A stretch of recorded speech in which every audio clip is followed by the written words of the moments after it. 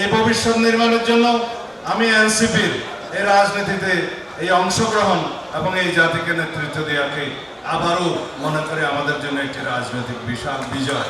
আমরা জাতীয় সংসদকে আলোচনার কেন্দ্রবিন্দুতে পরিণত করব।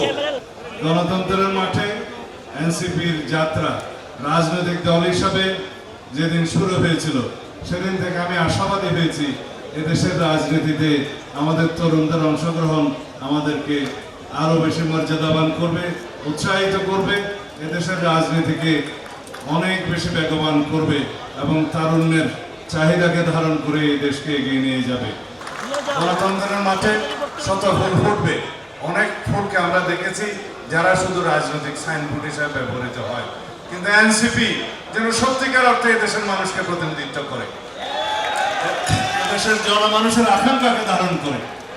2024-এর জুলাইয়ের ছাত্র গণ অভ্যুত্থান শহীদের প্রত্যাশা এবং আকাঙ্ক্ষাকে যেন বাস্তবায়ন করে, সেই রকম রাজনীতি তারা করবে এবং তাদের ম্যানিফেস্টো দেখে আমি উৎসাহিত হয়েছি।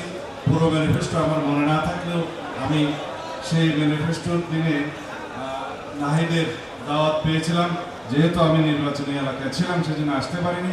মনোযোগ দিয়ে আমি ইশতেহারটা দেখেছি, আশা করি সেই নির্বাচনী ইশতেহার সময়ে সময়ে এইখানেই স্ট্যাটিক না থেকে যুগের চাহিদা অনুসারে, তারুণ্যের চাহিদা অনুসারে, এদেশের জনমানুষের প্রত্যাশা আকাঙ্ক্ষা অনুসারে সেই ইশতেহার এবং রাজনৈতিক উদ্দেশ্য এবং গঠনতন্ত্র এবং ঘোষণাপত্র পাল্টাবে।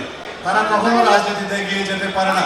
আমি আশা করি আমার তরুণ বন্ধুদের এটা মনে থাকবে যে সময়ের চাহিদা অনুসারে এবং মানুষের প্রত্যাশা এবং আকাঙ্ক্ষা অনুসারে আমাদের ইশতেহার এবং রাজনৈতিক উদ্দেশ্য, আমাদের কর্মসূচি পাল্টাবে এবং সময়ের সাথে সেটা অ্যাডজাস্ট করে নিতে হবে।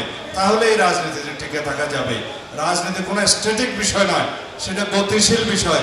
আমাদের সেই গতিশীলতাকে মেনে নিতে হবে। ইনশাআল্লাহ আমরা সবাই জাতীয় স্বার্থে এক থাকব।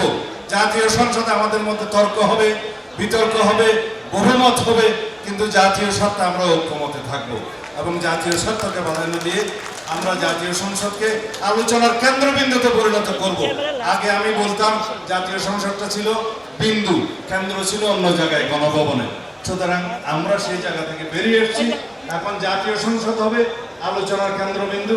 জাতীয় সমস্ত ইস্যুতে সেটা আমরা আলোচনা করে বিতর্কের মধ্য দিয়ে আমরা জাতিকে একটি দিক নির্দেশনা দিতে পারবো, এই জাতির চাহিদা অনুযায়ী, প্রত্যাশা অনুযায়ী, আমাদের শহীদের আকাঙ্ক্ষা এবং প্রত্যাশা অনুযায়ী। ধন্যবাদ আপনাদের সবাইকে। আসসালামু আলাইকুম।